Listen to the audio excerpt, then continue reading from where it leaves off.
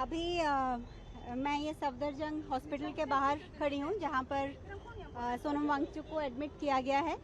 आज सुबह उन्हें जंतर मंतर की साइड से यहाँ पर लाया गया बिना उन्हें बताए या बिना मुझे बताए। और कल शाम को ही सफदरजंग के ही डॉक्टर्स ने उनका चेकअप किया था और सारे वाइटल्स नॉर्मल थे और पोटेशियम उनका 4.3 था शाम को 4:15 बजे। लेकिन अभी हमें कह रहे हैं कि पोटेशियम 2.9 हो गया है और लाइफ थ्रेटनिंग है। लेकिन जब हमने कहा कि रिपोर्ट दिखाइए, क्योंकि हम बिना रिपोर्ट के कुछ भी उनको देना नहीं चाहते हैं, मैंने क्लियरली ये कहा है कि कुछ भी ओरल या इंट्रावेनस बिना मेरी कंसेंट के उनको नहीं दिया जाएगा और जो भी दिया जाएगा वो रिपोर्ट के बेसिस पे दिया जाएगा। लेकिन वो हमें वो रिपोर्ट दिखा तो रहे हैं जिसमें 2.9 है उनका पोटेशियम, लेकिन दे नहीं रहे। तो इसीलिए ये ट्रांसपेरेंसी की वजह से मुझे ये ट्रस्ट में प्रॉब्लम आ रहा है। और ऊपर से अगर ये मेडिकल ही इशू था तो इतने पुलिस यहाँ क्या कर रही है? और सेकेंडली हमारा फ़ोन हमें क्यों नहीं ले जाने दिया जा रहा सोनम को?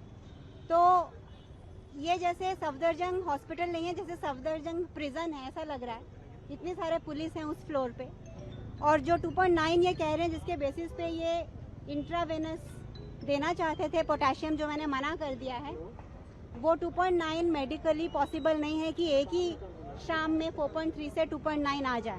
मैम, क्या आपको लग रहा है कि सोनम की हंगर स्ट्राइक तोड़वाने की कोशिश की जा रही है? हाँ, डेफिनेटली ये तो उनकी रूल बुक का ही एक पार्ट है। ये तो हमको पता ही था कि वो कोशिश करेंगे कि जो मंडे,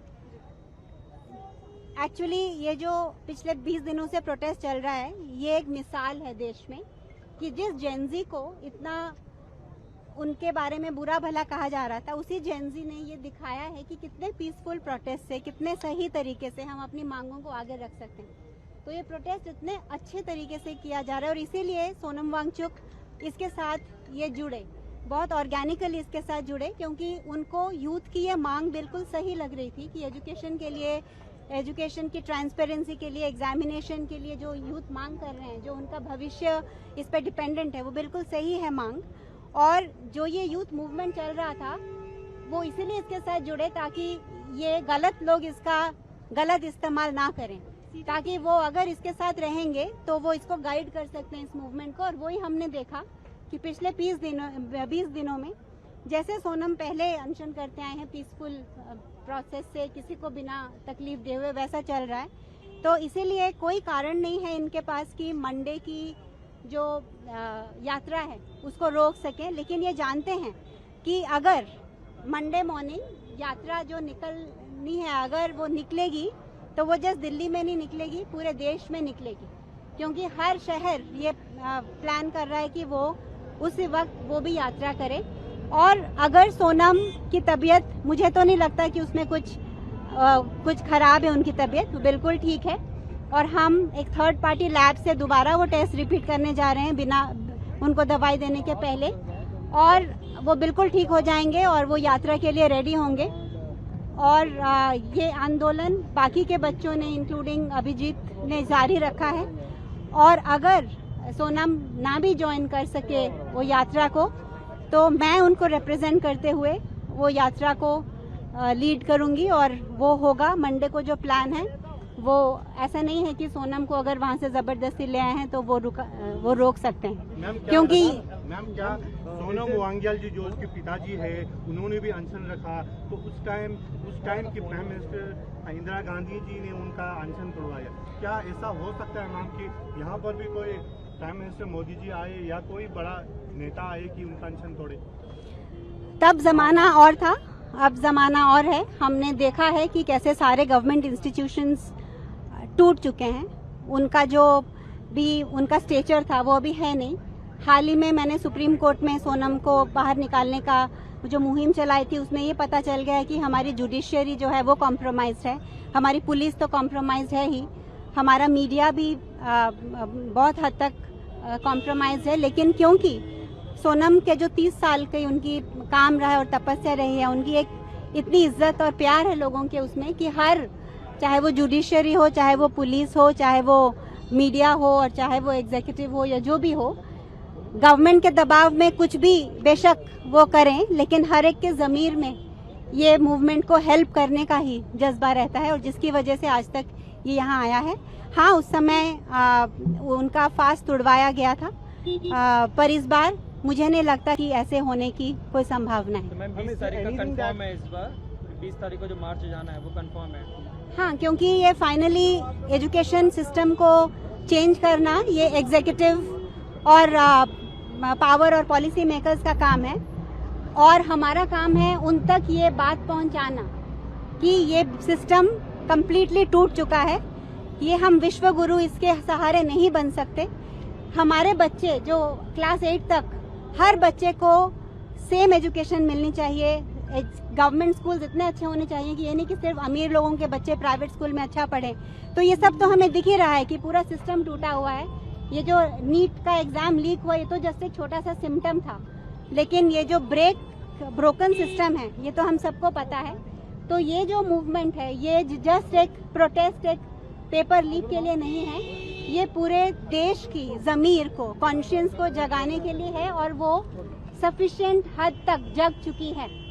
क्योंकि जब तक हम सिर्फ चावल और राशन मांगते रहेंगे तो गवर्नमेंट हमको वही देके खुश रखेगी, लेकिन जब हर नागरिक शिक्षा की मांग करेगा, जो अभी इतना अवेयरनेस और अवेकनिंग आ गया है ये प्रोटेस्ट के बाद, तो मैं चाहती हूँ कि सोनम वांगचुक ने जो 20 दिन तक फास्ट किया और अभी भी जारी है, क्योंकि अभी वो डॉक्टर्स इलेक्ट्रल पाउडर देने की बात कर रहे थे लेकिन उन्होंने मना किया कि वो फास्ट अभी भी उनका जारी है।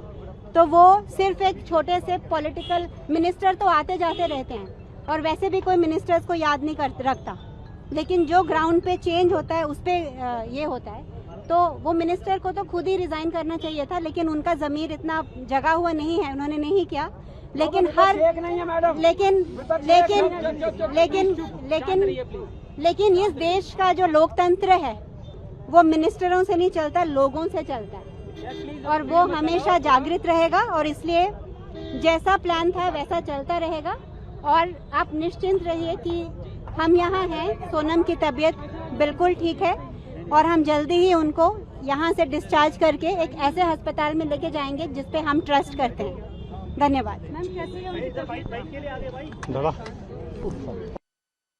So you are asking if this is as per the High Court order? No, the High Court order never was about hospitalization. High Court order ने बस इतना कहा है कि किसी भी इंडिविजुअल की हेल्थ बहुत इंपॉर्टेंट होती है और उसको रेगुलर इंटरवल पे मॉनिटर करना है, लेकिन हाई कोर्ट ऑर्डर ने ये नहीं कहा कि हॉस्पिटलाइज करना है। तो ये हाई कोर्ट ऑर्डर के हिसाब से नहीं है, ये नहीं हो रहा है। हाँ मैडम, आप अंदर गई हैं, क्या इलाज चल रहा है, क्या बता रहे हैं? नहीं, कुछ इलाज नहीं चल रहा, अभी जस्ट ऑब्जर्वेशन हो रही है और टेस्ट हो रहे हैं। हाँ। और वो भी हम बाहर की लैब से भी टेस्ट करवाने जा रहे हैं, क्योंकि जो हमने इनसे रिपोर्ट मांगी है नहीं दे रहे हैं। हाँ। तो इसकी और जो ये नंबर्स कह रहे हैं 2.9 हो गया पोटेशियम, वो कल 4.3 था, आज नहीं हो सकता। तो हम इसको क्रॉस चेक करना चाहते हैं दूसरी लैब से before we take any medication. कोई सलाइन तो वो वगैरह नहीं, वो ना कोई इलेक्ट्रोलाइज ले रहे हैं ना कुछ, वो अभी भी फास्ट पे ही हैं। हाँ।